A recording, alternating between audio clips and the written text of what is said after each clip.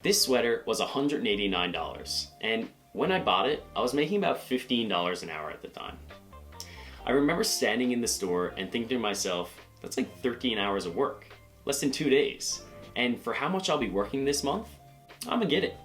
In this episode of Bathroom Finance, I'll be breaking down this minimum wage mentality so you can see why it's so wrong and keep your hard-earned dollars from being flushed down the drain.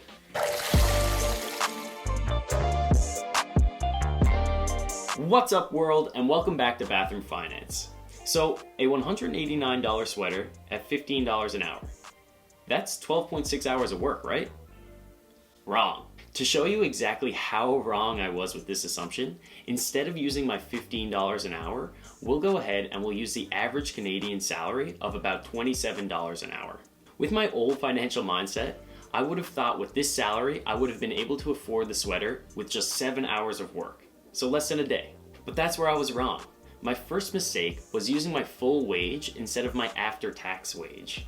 As the average Canadian, you'll make $55,806 this year, and you'll pay about 26% of that to tax, meaning your take-home wage is actually $19.80, taking this sweater already from 7 hours to more than 9.5.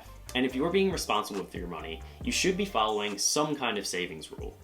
For our example, we'll use Elizabeth Warren's 50-30-20 rule, which means you're putting 20% of your after-tax income into savings.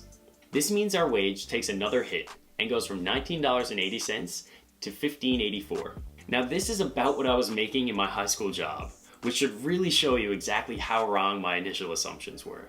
But it gets even worse. Now let's consider some of the monthly expenses for the average Canadian, like your rent, your groceries, your car payments, your car insurance, your health insurance, your electricity bill, your internet, your gas. It all adds up, and when you put it on an hourly wage, it adds up to about $12 per hour. And that's just these costs. These are really just the essential costs, and they don't include things like your gym membership, your Spotify, or your Netflix. This means the average Canadian has about $3.84 of discretionary income that they could put towards my sweater. So at that wage, you'd be working for more than 49 hours, more than a week of work for a sweater. So the next time you're doing the math on a big purchase, make sure you know the value of your time, so you're not tricking yourself into spending more than you can truly afford.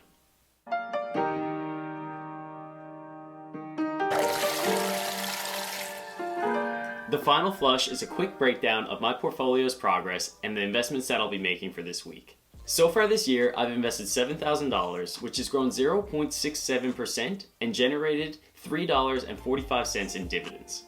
This week, I'll be buying ZAG to increase my bond holdings and Microsoft to increase my technology holdings. ZAG is a bond ETF with federal, provincial, and corporate bond holdings. It pays a dividend of 2.73% and has an MER of just 0.09%.